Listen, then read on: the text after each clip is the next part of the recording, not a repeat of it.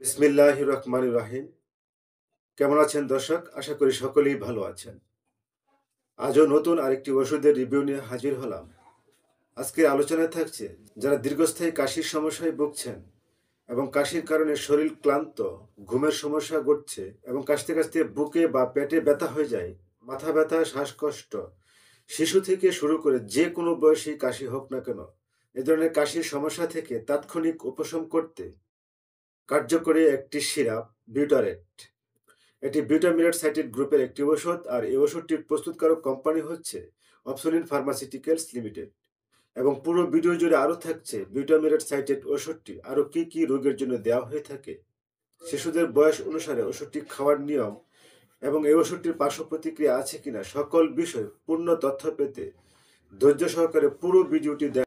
দর্শক, প্রতিদিন ঘরে বসে চিকিৎসা ও নিত্য নতুন ওষুধের রিভিউ পেতে চ্যানেলটিকে সাবস্ক্রাইব করে সাথেই থাকুন এবং ভিডিওটি দেখার পর যদি উপকৃত হয়ে থাকেন তাহলে একটি লাইক, কমেন্ট ও শেয়ার করতে ভুলবেন না প্লিজ। তো চলুন দর্শক, মূল আলোচনায় যাওয়া যাক। বিউটামিনেট সাইটেড শুষ্ক কফ নন প্রোডাক্টিভ থেকে মুক্তির জন্য ব্যবহৃত হয়। সাম্প্রতিক কোনো ভাইরাল ইনফেকশনের জন্য শুষ্ক কফ হতে পারে, অর্থাৎ যে কোনো কারণেই কাশি হোক না কেন, তাৎক্ষণিকভাবে কার্যকরী একটি সিরাপ বিউটামিরেট সাইটেড।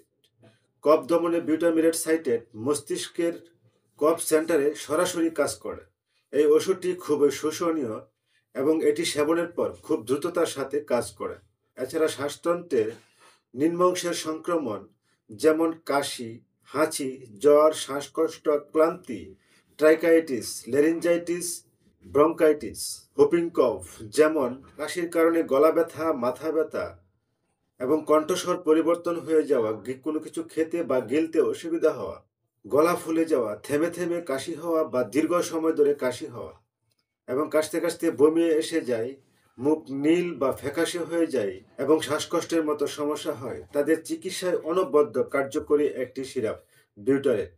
মাত্রা ও সঠিক সেবন বিধি: শিশু 3 থেকে 6 বছর বয়সের শিশুদের জন্য 5 মিলি করে দৈনিক 3 বার এবং 6 থেকে 12 বছর বয়সের শিশুদের জন্য 10 মিলি করে দৈনিক 3 বার এবং 2 মাস থেকে 1 বছরের বয়সের শিশুদের জন্য 0.5 মিলি করে দৈনিক 4 বার এবং 1 থেকে 3 বছর বয়সের শিশুদের জন্য 0.75 মিলি করে দৈনিক 4 বার এবং বয়স সন্ধিকালে 15 মিলি করে দৈনিক 3 বার।